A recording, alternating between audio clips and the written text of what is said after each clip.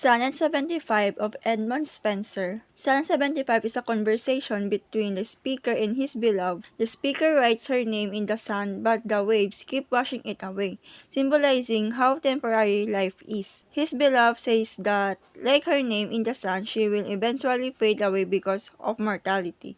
The speaker disagrees, promising to preserve her qualities and their love through his poetry, making sure she is remembered forever. This poem explores themes of love and mortality. The speaker tries to immortalize his beloved by writing her name in the sun, but the wave washes it away, symbolizing the temporary nature of life and beauty.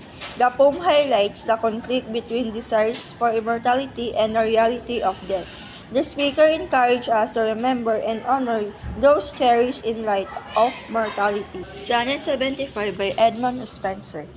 Edmund Spencer's Sonnet 75 from Amoretti explores themes of love, immortality, and life's transience. The poem starts with the speaker writing his beloved's name in the sun, only for it to be washed away by the waves, symbolizing the inevitability of decay. The sonnet conveys a hopeful message that while human life is temporary, love can be immortalized through poetry. Spencer uses imagery to contrast life's impermanence with love's enduring nature, emphasizing that art can preserve emotions beyond the reach of time.